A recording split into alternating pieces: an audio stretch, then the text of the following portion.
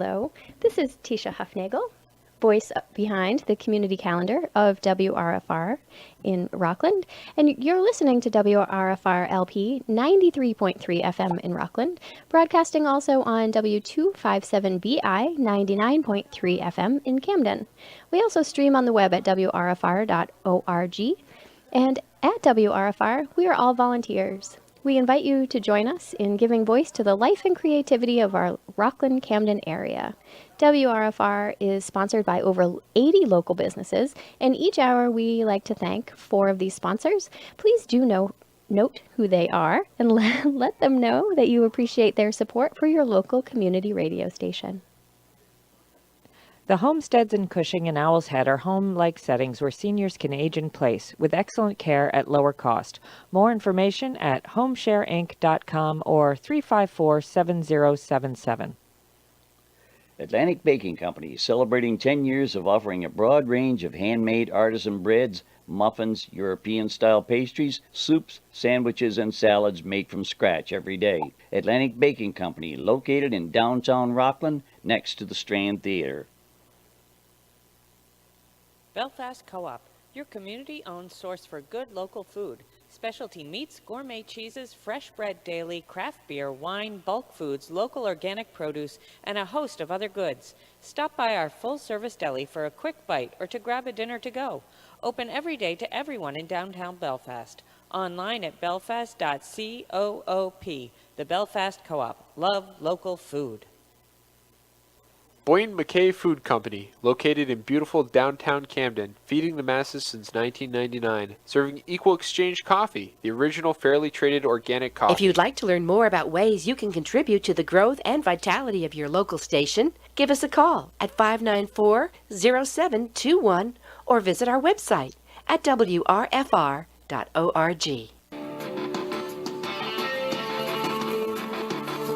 Farmer Johnson's got a shotgun, running naked through a cornfield. Something came in the middle of the night, stole moonshine from his stick. There's burn marks in a circle, strange signs upon the ground. And he thinks the aliens have touched down in our little town. We know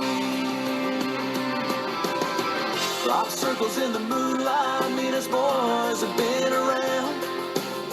Show the girls a little good time, spinning tires in the soft ground. Crop circles round a campfire, we're gonna smolder a little grass. But watch out, crazy Johnson's got salt shot to pepper you.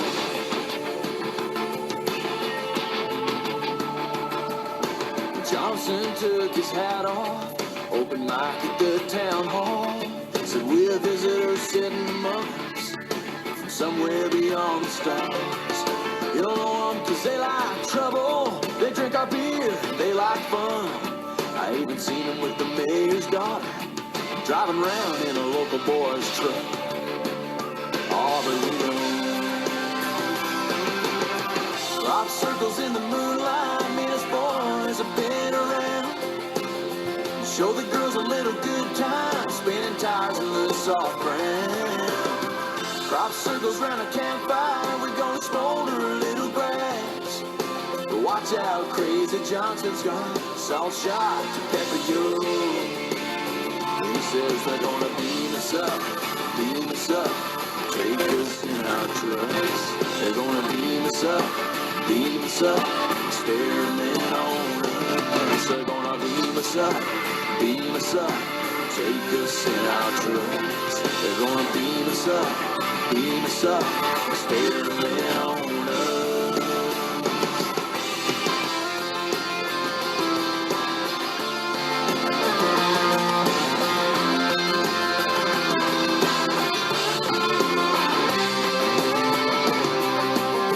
Crop circles in the moonlight, meanest boys have been around. Show your girls a little good time, spinning tires in the soft ground. Crop circles round a campfire, we're gonna smolder a little grass. But watch out, crazy Johnson's got salt shot to pepper you. Yeah, girls, we're gonna beam you up, our trucks. Beam you up, experiment on love. We're gonna beam you up, take you in our trucks. We're gonna beam you up, experiment on love.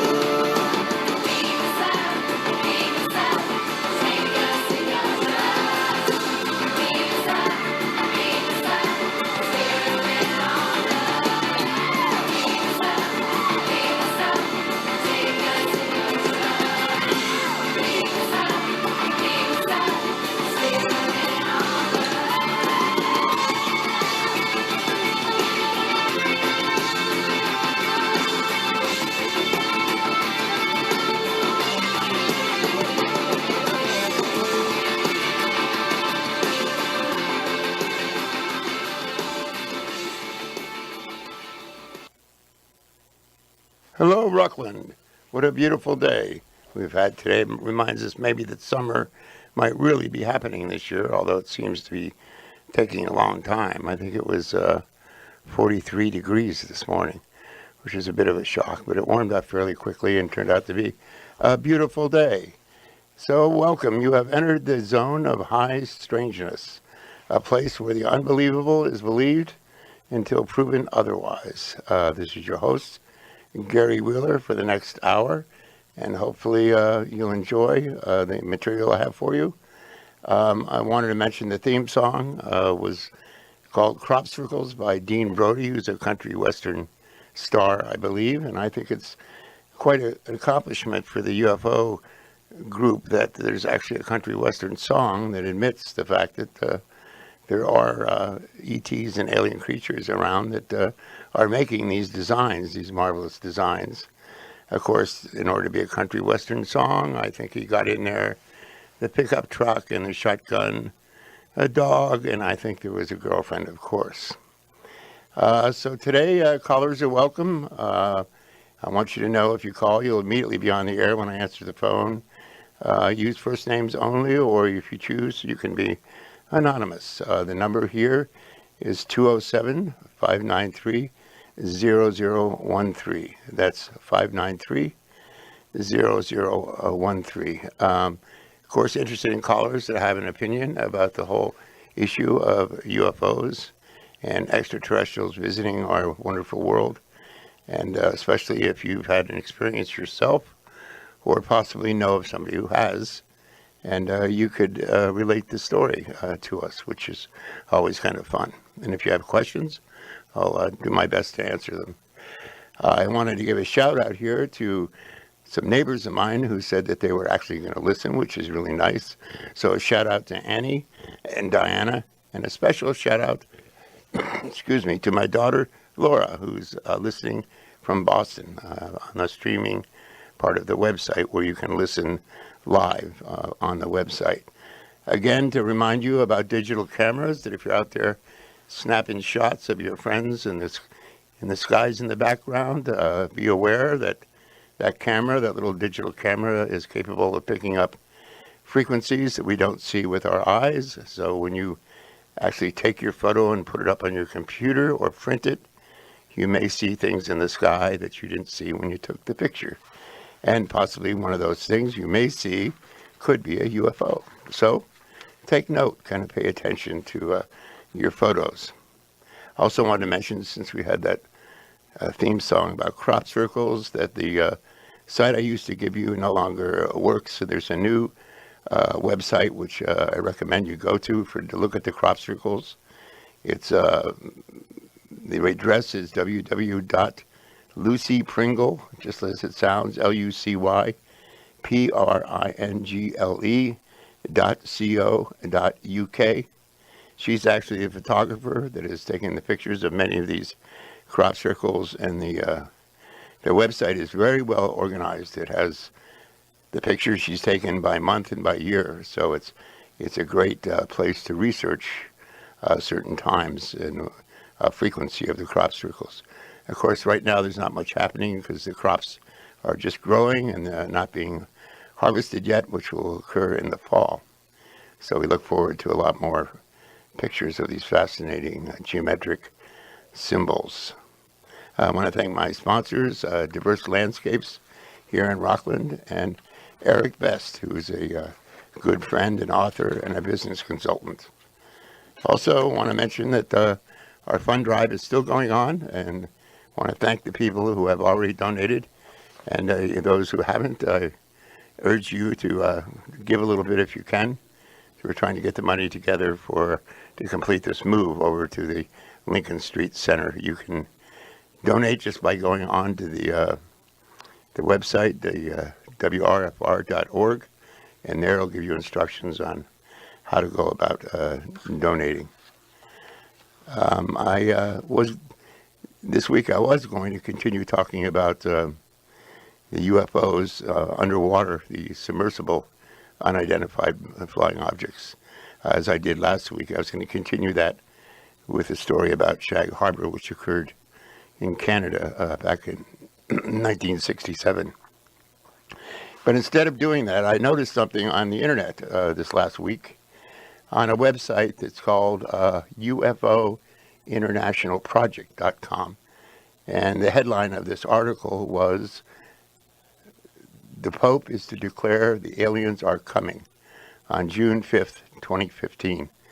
Well, unfortunately, that didn't occur because June 5th was Friday. But I kind of believe that this Pope, who's really turned out to be a marvelous truth teller, could well be the one who stands up and says that we are being visited and have been visited for many years. And there's actually been hints by the Vatican and by the Pope about the aliens, and in a couple instances actually saying that he has no problem with there being other beings in the galaxy, and that he would welcome them here, and also he would welcome them in the church, of course.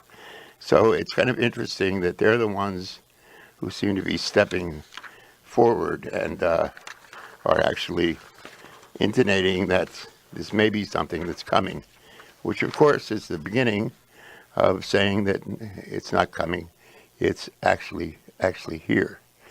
And the Vatican has always been very interested in astronomy, and they own one of the biggest telescopes in the world. They share it with the University of Arizona, down in Arizona. So they've been looking at the stars for a long time, and I think they have an extensive UFO library. And one of the reasons that this came to bear is that conference I was telling you about that occurred in California over the last week. That was a week and a half ago, I believe. One of the speakers there was a man named Daniel Sheehan, who's a well-known lawyer and has worked in the UFO field for a long period of time, and actually had a relationship with the Vatican, and was the lawyer for the Jesuit order of the Catholic Church. And he has inside information, and he's been very involved in disclosing many things over the years that are kind of involved with the shadow government of the United States, and exposing the fact that there's a lot going on that we really don't know about. So I thought it would be good to play an interview of this man, Daniel Sheehan. And in that interview, he talks about these issues and talks a bit about the possibility of disclosure.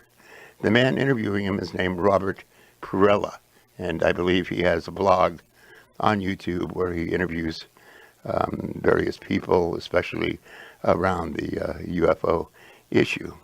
So I'm going to go ahead and begin that now, and I'll interrupt it as time goes on. Here we go. This is Daniel Sheehan.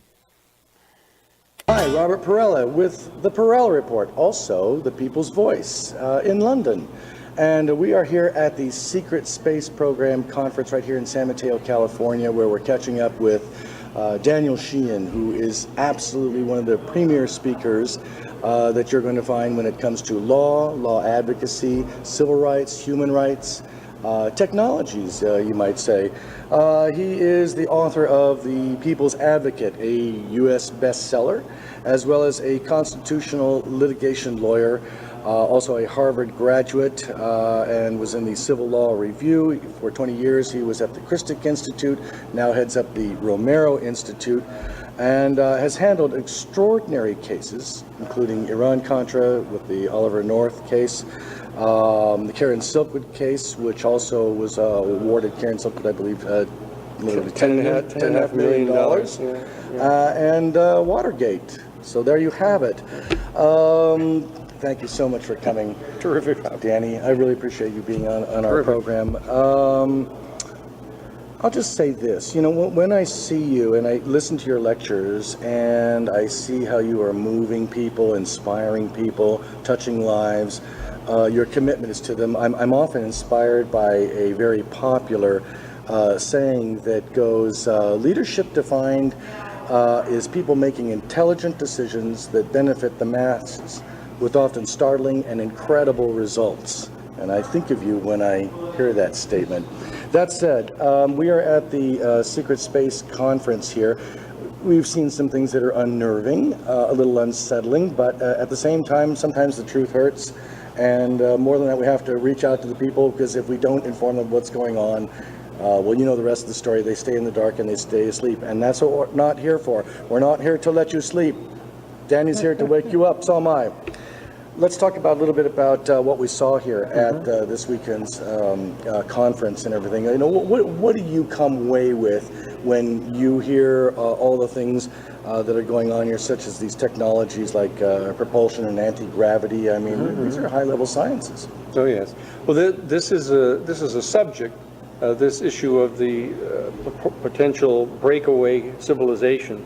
It's a term of art that was actually coined, I think, by Richard Dolan. Right. Who's a mainstay in the conversations about extraterrestrial intelligence and the UFO phenomenon for the last 20 years. And I've known Richard for a long time, from the time that I represented Dr. John Mack, who was the chairman of the Department of Clinical Psychology at Harvard University, in a matter related to this. And Richard and I have been talking for some time, because Richard was interested in my investigation of the off-the-shelf enterprise of Oliver North and Theodore Shackley, the covert operations director for George Bush.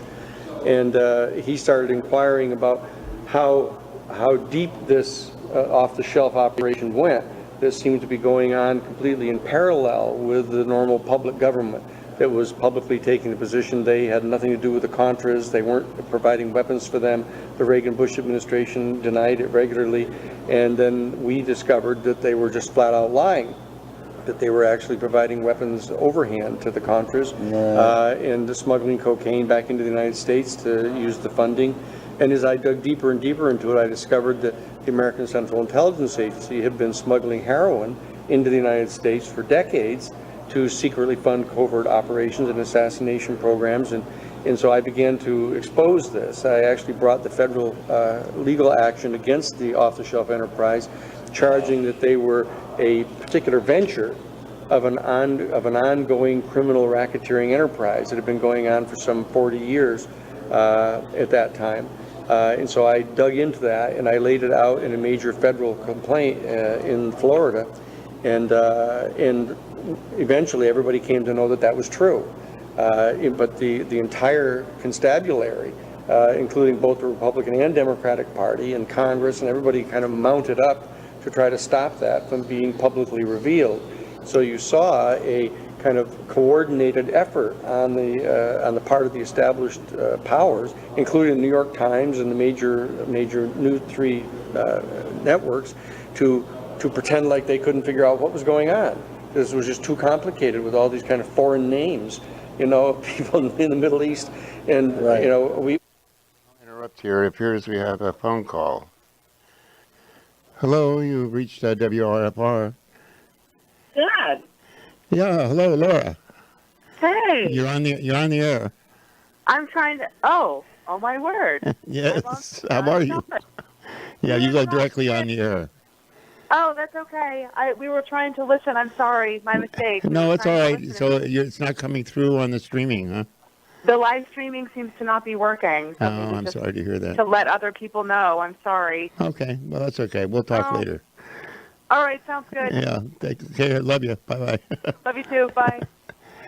That's my wonderful daughter. Okay, I'll get back to the... I'm sorry about the streaming. I don't know quite what that's about, but we'll continue with the tape. We kept saying, no, this is very simple. You just understand that this is a criminal racketeering enterprise. They've been involved since the end of the Cold War in setting up a secret national security state and carrying on this entire parallel program unknown to the American people. Well, that caused Richard Dolan to begin to talk with me about this, saying, look at this issue of the ET experience and the UFOs and all of that. He said, you know, you participated, Danny, didn't you, back in 1977 in an analysis as just a consultant to the United States Congressional Research Service that was requested by President Jimmy Carter to advise him on this issue of extraterrestrial intelligence and the UFO phenomenon. And so I'd had some experience in that. And so Richard started asking me about what the relationship was between the people who knew about the reality of the extraterrestrial civilization and the UFO phenomenon and this element that I was investigating. So that's how these conversations began with Richard and I some 5 years ago about what he began to refer to as a potential breakaway civilization. And these conversations have been going on. We get to see each other about once a year at one or another of the conferences because we're both running around doing things. And we would always kind of take off and get into one of the back rooms, sit down and start saying, where are we at on this conversation now? And so that now he's come forward with this discussion and starting to use this term openly, the breakaway civilization. And Joseph Barrell has started talking about this intensely. And so people put together a conference. So why don't we talk about this directly now? Right. So they weren't, because I was up in South Dakota working on this case for the Great Sioux Nation, they didn't know whether I was going to get to be here or not, but Foster Gamble called me and said, look, if you're going to get back home here into California in time for this, you know, why don't you come and at least be here to get to see everybody and we can have some, you know, behind the scenes conversations with everybody, a lot of the speakers and stuff, and that's what we're going to be doing tonight. Oh, nice. We've got a little sit down in the circle of actually talking with each other about where are we at now on this. What they're doing here at the conference publicly is, you know, all the chairs are facing out toward the audience, and they're basically bringing everybody up to date on what the kind of general collective thinking is.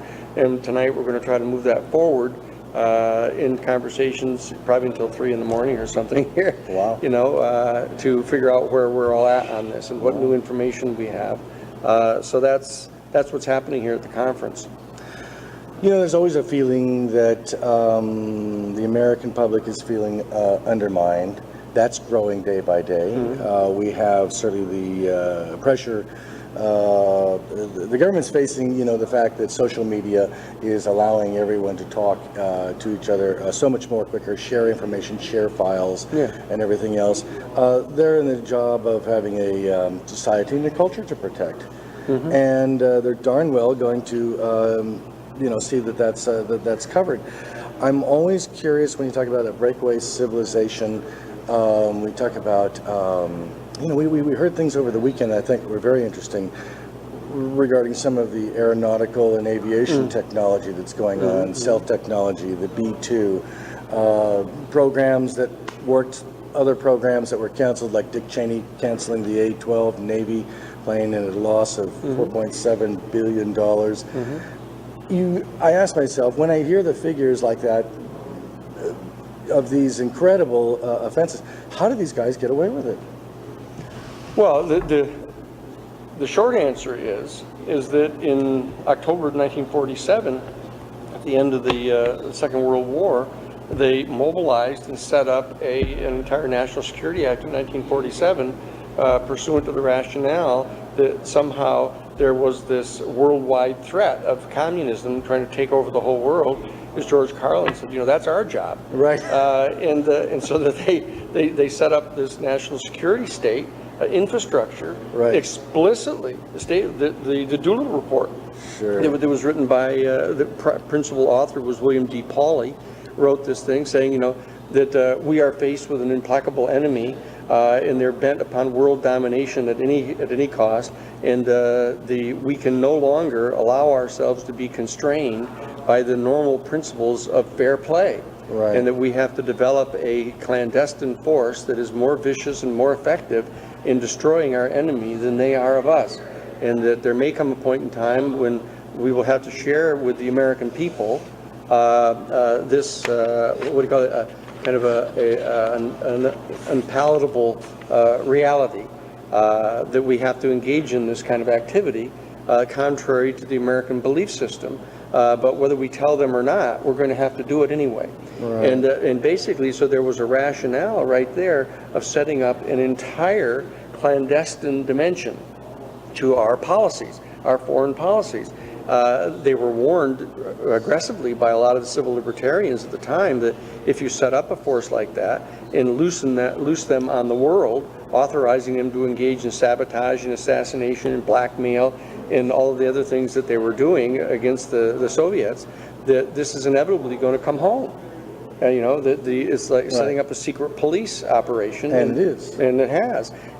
And so that whole conscious authorization on the part of Congress of there being an entire black world, as it were, functioning behind the curtains and no one being allowed to know what it is, and setting up classifications for all, not just weapon systems, but what it is the CIA is doing. Right. What is CIA doing in Chile? Oh, you can't talk about that because that's classified.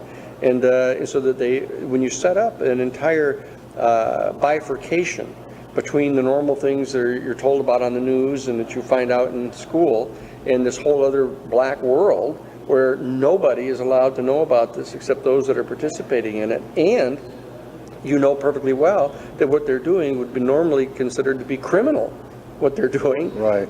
And you acclimate people to that over a few decades. It's the classic image of, if you, it's a little trite, but if you take boiling water and put a frog in the boiling water, he'll leap right out. But if you take just lukewarm water and put the frog in them and just put the heat on it, it'll turn up and they'll eventually boil and sit right there and die. Right. And that's sort of what's been happening in the country, that people have been getting acclimated to the existence of this kind of nefarious, dark world going on, ostensibly to protect them. And it went on throughout the entire period of the Cold War. And there was this sudden event that happened on December 31st, 1991, when the Soviet Union voluntarily dissolved, and there was this total panic on the part of this national security state infrastructure that they had to come up with somebody else as an ultimate other to justify this kind of, the maintenance of this kind of off-the-shelf world. And so they generated this entire confrontation with the people in the Middle East by invading the Middle Eastern oil fields and generating the resistance on the part of the people in the Middle East, trying to drive them out of the Holy Lands, and then characterize them as terrorists that were going to be attacking us because they hated our way of life. Right. And they've now flogged this into an entire thesis of those people wanting to set up an international caliphate to take us over. Now they've got another group like the Soviet Union trying to take over the world, which is our job. Yeah. And so that whole. So when you have a bifurcated reality like that within a culture, that it's not that hard to understand that when another issue comes up, which can be argued affects the national security of the United States, like the existence of an extraterrestrial civilization that has a technology that vastly dwarfs our state of technology, you can see that the national security state people would instantaneously experience that truth as a threat. The old idiom that when a pickpocket meets a saint, all he sees are his pockets. And so that when they encountered this type of experience, they immediately superimposed upon it this rationale of a major ultimate threat, one that was so serious that they couldn't even acknowledge that it was true to the American people, who now they had gotten into the habit of not asking questions about what's going on behind the curtain.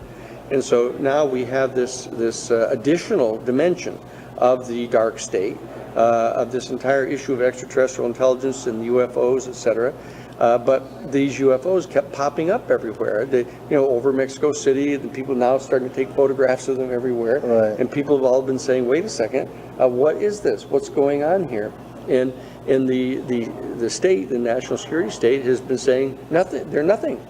You know, this is a swamp gas. This is a ball lightning. This is Aunt Matilda with the light shining on her in a particular way. You know, and expecting people to believe that stuff. And the fact is, an entire generation has come up now, the post-war baby boom generation. You know, there are 82 million of us, and we basically just aren't buying this.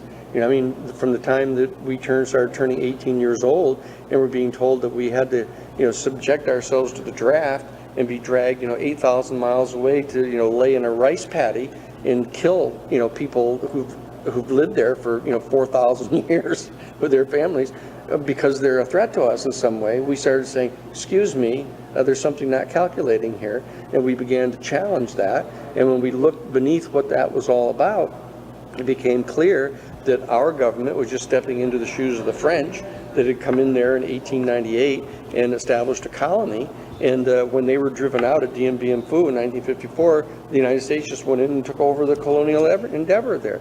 And here we were being told we have to go and find this. We said, absolutely not. You know, that's not going to happen.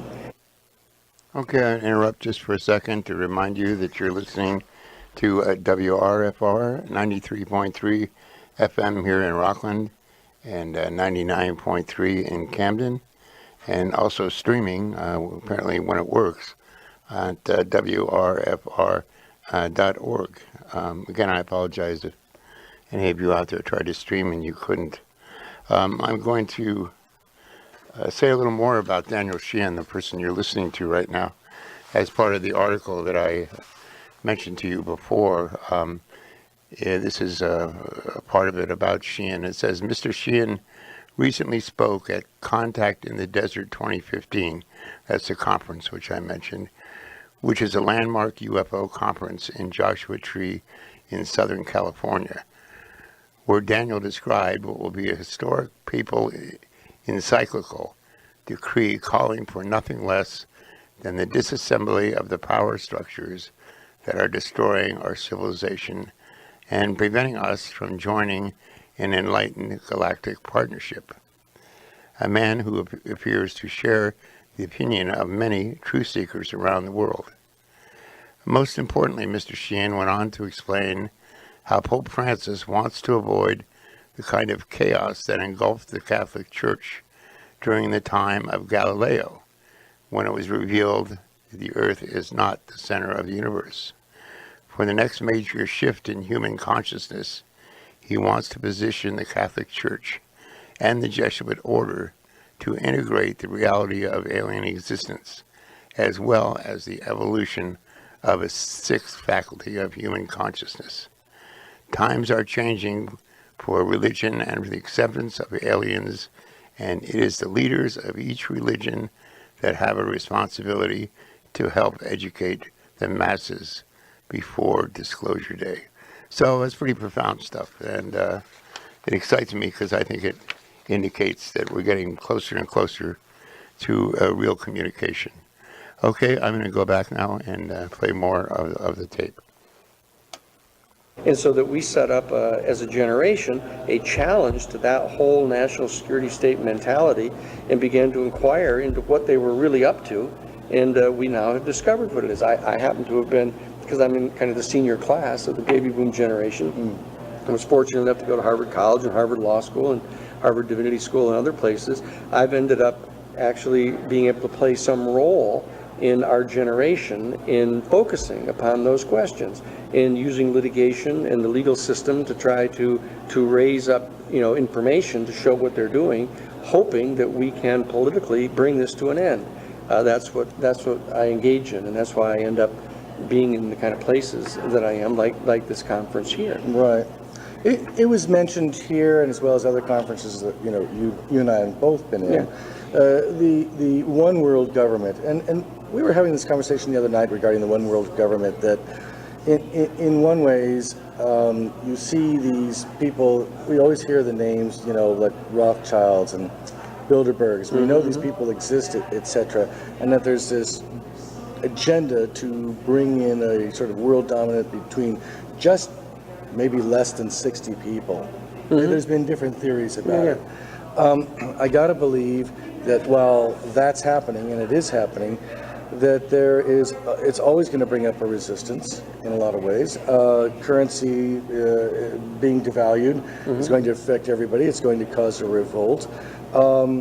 I mean, certainly, don't you see the public sector just, what is it about them that they don't recognize that there is an elitist group about this? Why do they remain so anomalous? Why don't the public sector know more about this, one world government? Well, it's interesting. Again, I think that it all is a sub-function of the creation of this national security state mentality. When you have a formalized national security state and you have Congress explicitly authorizing criminal activity basically to be undertaken secretly against virtually all the other nation states, not just Russia as it turns out, but spying on our allies and wiretapping their phones and basically saying, well, sure. I mean, like as if naturally you would do that. You know, just like when Henry Kissinger, I had Henry Kissinger in Gov 182 as an undergraduate in American foreign policy, and in the very first shopping week where you go to see what the class is going to be like, and he comes in and he says, announces to all of us, I was the last all-male class at Harvard in the class of 67, so he comes to all the guys are sitting there and he says, if any of you are in this class and you think that our government does not have the right to lie and kill and steal the resources of other nation states, you should not be in this class. And I was sitting there, wow, I said, that's kind of an interesting introduction. And so I said, I want to stay in this class. I want to see how these people are thinking here. And he laid out this whole concept that from the time of the creation of the nation state, back with the Treaty of Westphalia, that there is a perfectly legitimatized kind of dialectical process of every nation state against every other one, kind of competing to get resources that they want and establish hegemony over given areas, like as if it was just like a chess game or something. And here we were at Harvard University being trained to basically participate in this, and that you'll be the beneficiaries of it. So there was an ideal path where you graduate from Harvard College in the area of government and economics, and then you go to Harvard Law School, and then you go on to Wall Street, and you work for these big law firms that work for the major corporations that are all engaged in this.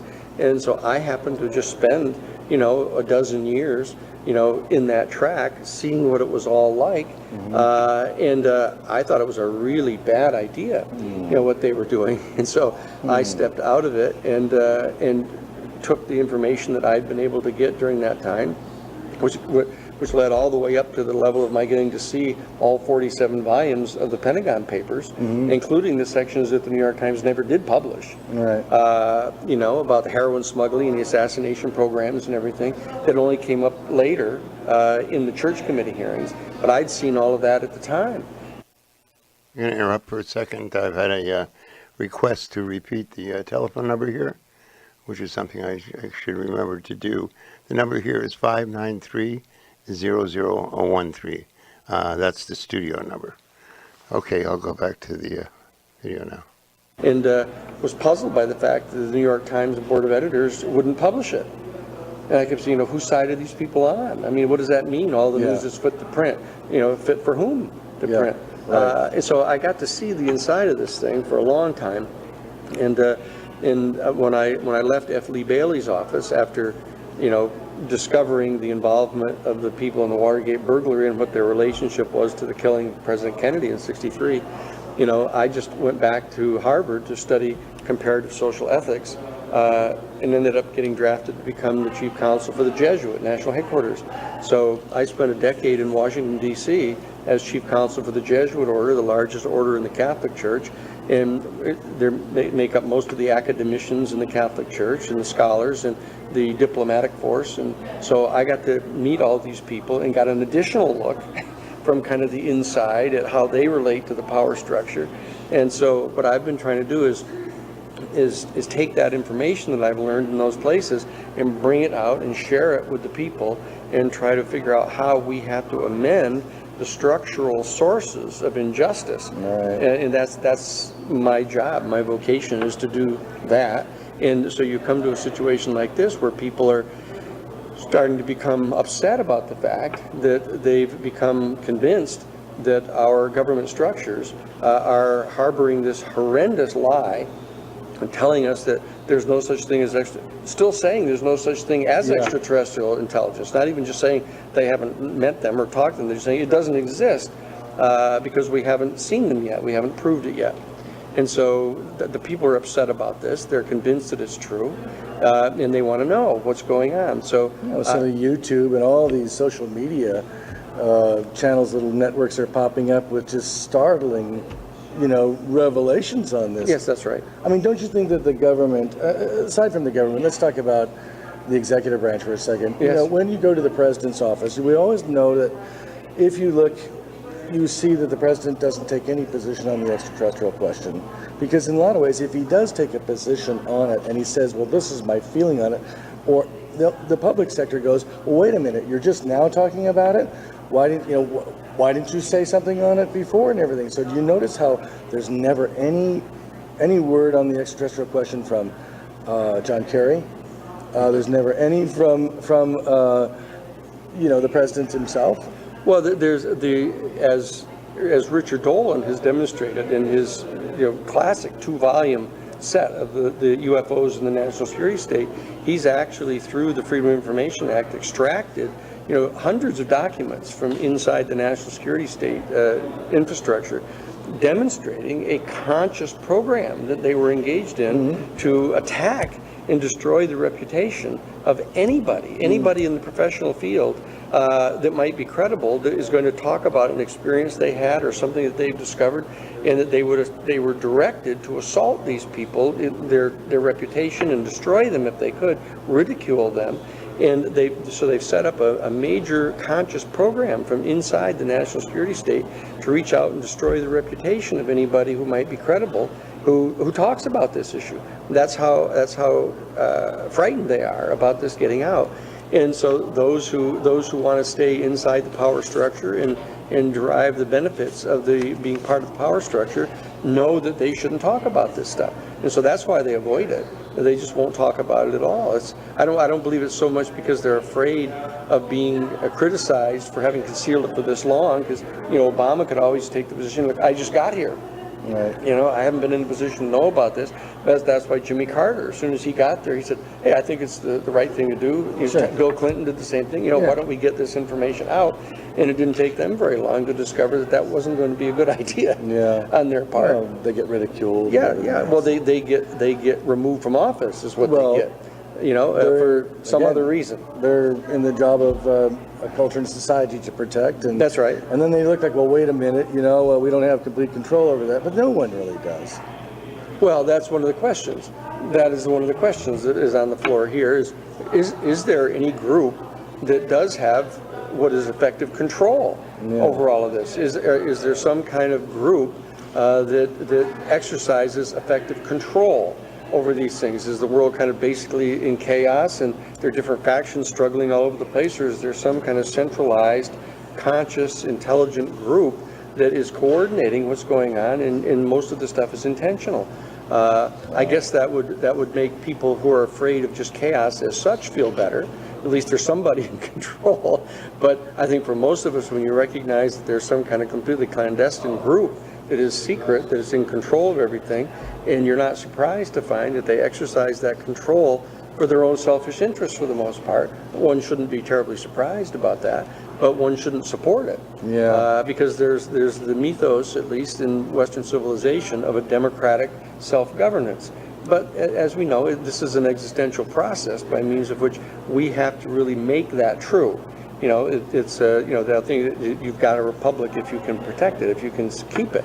And so what we were really faced with is a substantial portion of the people in our country, even though we only make up like 5% of the entire population of the planet, we consume from 43 to 50% of all the non-renewable resources that are developed on the planet every single calendar year.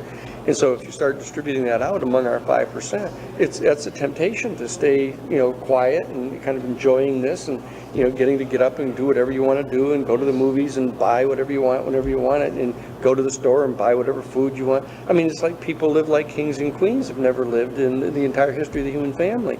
So that's a real temptation on the part of our population to let this go on the way it is, because they're the beneficiaries of this. And so it takes a real devotion to the principles of the Constitution that were set up at the origins of our country to actually challenge authority.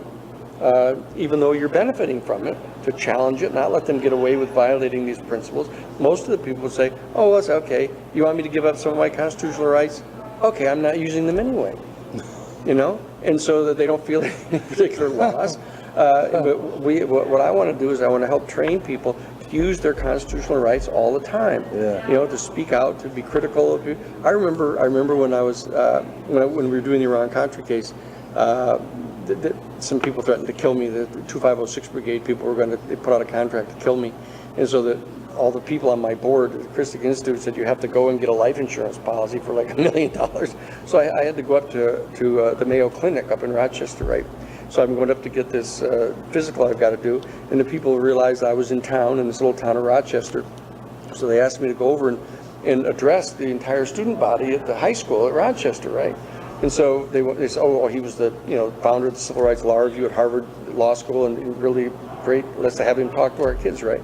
So I come in to talk to the kids, and I started inquiring before I went to the talk about what's going on at the school, and I discovered that there was this debate going on at the school where the faculty had decided that the kids, leaving the parking lot during the lunch break and stuff were coming and going in their cars. And so what they did is they put up these great big huge speed bumps inside the parking lot. They were tearing the bottom of the car out of the kids, and that they were upset about it. And so they had gone through this process of signing a petition to try to get them to remove these things, and the faculty had just blown them off. And so when I got up to do the talk, I said, they've asked me to come and talk to you about constitutional rights and all the dissident people that I've represented and who turn out to be kind of heroes for opposing the war or one thing or another. I said, but what you'll discover is that you're being taught here at a state-funded school to just basically respect authority. For example, I said this thing in the parking lot. I said, I understand that, you have, filed petitions and gone and followed all the due process of asking them to try to lower those speed bumps, and they aren't doing it. I said, you guys ought to consider getting out a pick and shovel and digging those things up. I said, if you really want to get somewhere. And the faculty people jumped right up and told me to stop talking, that they didn't want to hear anything like that. And so I pointed out, I said, now see, kids, here is your example. This is the exercise of constitutional rights. A small thing in local government. Anywhere. And this is the response of the authorities. They're going to have this exact kind of response if you actually decide to take control into your own hands about a policy where they're being unfair. And the faculty kept on hollering and saying, he's got to stop. Okay, up, kids, let's all get out of here. And so I said, see, isn't this fabulous? Now you've actually seen a direct example, not just somebody here blathering at you about it. This is what it looks like. Okay, it appears we have another caller. Let's see if I can get this one to work right. Hello, you're on WRFR. Hi. Well, we've been listening to this, and we were rather interested, or mostly interested, in the position of the Vatican, or what exactly the Pope said that seemed to suggest that there was going to be possibly some revelation about extraterrestrial life, or even a questioning of it, but just opening up the subject. And what was the source of that? Have we not listened long enough to the speaker? Is that coming out? Well, in that particular issue, he doesn't get to the direct comments. But several weeks ago, the Pope made a statement, and it was back in May. I'm reading this from the article. The Roman Catholic Church leader, Pope Francis, mentioned alien life forms in one of his sermons and suggested that even Martians, should they visit Earth, would be welcome to be baptized. And this is his quote. He says, if, for example, tomorrow an expedition of Martians came, and some of them came to us here, Martians, right? Green with that long nose and big ears, just like children paint them. And one says, but I want to be baptized. What would happen? Francis asked. And of course, he goes on to say that he would baptize him. So, I mean, he's bringing this up as kind of a reality. And also in the past, the Vatican has its own astronomers who are head of the astronomy research that they do, and I forget their exact names, but in both cases, they have talked about their belief that, of course, there is life in the galaxy beyond ours, and that the Church does not feel threatened at all if this would prove to be true. So when you think about the possibility of who's the best person to actually has the authority and has the importance in our world to be believed and would stand up and say that this is actually going on, he's in the best position, mainly because he's not a government. He doesn't have to talk about national security. He doesn't have to make up excuses why, they hadn't relieved that, given that information before. So, I mean, it's kind of a natural. And I was hoping, because I read this article, of course, and then the G7 is meeting this weekend, and I thought, well, what a perfect time for him to get up and say something, and all those countries would have to react. So, if you research it, go on Google and just put in Pope Francis talks about aliens, I'm sure you'll get other references. Interesting. Yeah, and one other Sure. question.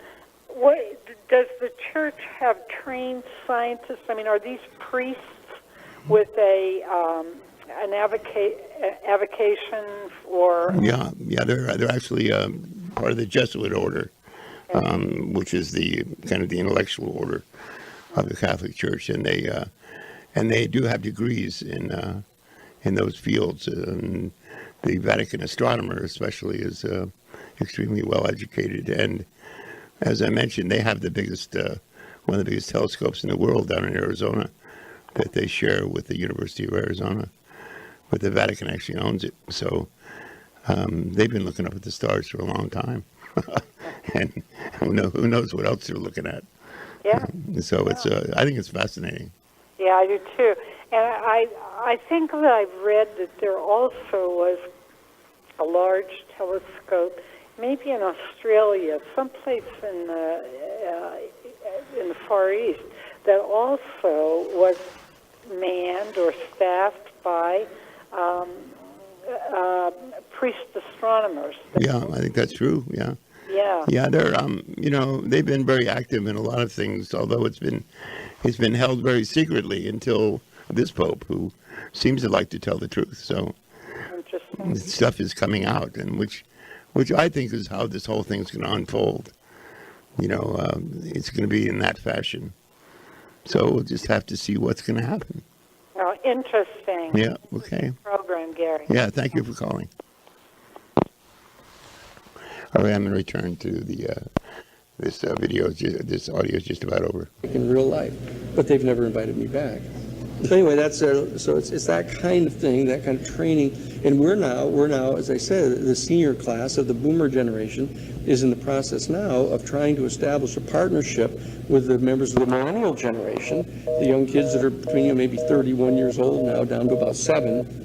That whole group, there's about 75 million of these kids.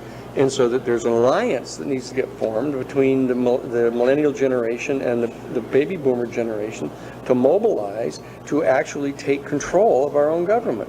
And that's why this issue is one of the issues, because such a high percentage of both of our generations are perfectly sure that they're hiding this thing from us, and that it's violative of every single kind of basic principle of our Constitution.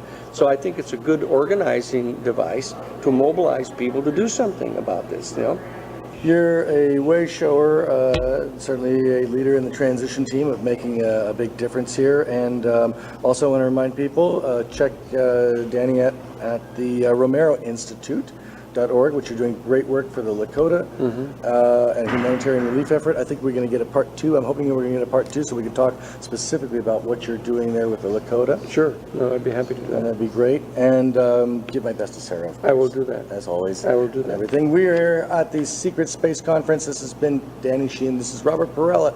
You're at the PERALA Report, also the People's Voice in London. And you can find us a little bit of everywhere. We are the Way Showers and the transition team. We hope to see you real soon. Thanks so much, Danny, for being on our show. Robert. Always very, very powerful, very informative. Always and we'll happy to see be here. you real soon. Thanks so much for tuning in to the PERALA Report. Okay, that's the end of that particular audio, and I think Daniel Sheehan is very impressive, and he's sort of indicative of some of the people that are involved in the whole UFO field that by no means could be called quacks or crazy people. That they're people that take the subject very seriously and work in such a way as to try to take benefit out of what's occurring and what's going to occur. When you think about what the possibilities are once this disclosure does occur, and several times they mentioned Richard Dolan in the talking. Richard Dolan is basically a historian and a very academic historian, written several books on the national security state, covering up the UFO stuff that's been going on for years and years and years. And he has written a book that's called After Disclosure, which talks about what's going to happen, or what possibly could happen when disclosure actually occurs. And of course, there are so many dynamics out there, both in a political sense, a national security sense, and also in an economic sense, when you think of how our energy field might change as a result of sharing information with these other beings who are so much more advanced than we are. My biggest fear, of course, is that because so much of our economy is involved in military and defense, that there's a tendency to want to turn any outside question into a hostility and respond in that manner rather than through some sort of cooperation. I don't think there's any indication that the extraterrestrials in any way are hostile towards the human race. I think they will protect the planet eventually. And I think if they have to take strong measures with the human race, including getting rid of us in order to save the planet, they will certainly do that.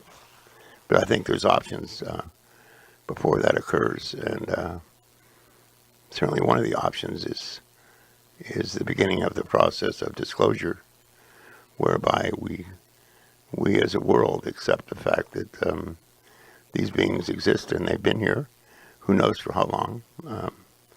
There's speculation by many that we are actually, in some sense, part of them, that we could well be a hybrid race that they in part have created or certainly may have influenced through genetic manipulation. So, I mean, there's tremendous possibilities. We just have to get sort of honest about the whole thing and just get it out there. Okay, that's it for this week. And I want you to know that you can email me at gwnews2@yahoo.com. Also, there's a Facebook page called GWNews2, which is full of UFO information. So I'm going to leave you there, and as usual, tell you to embrace the mystery, and especially embrace the mystery that is you. See you next week.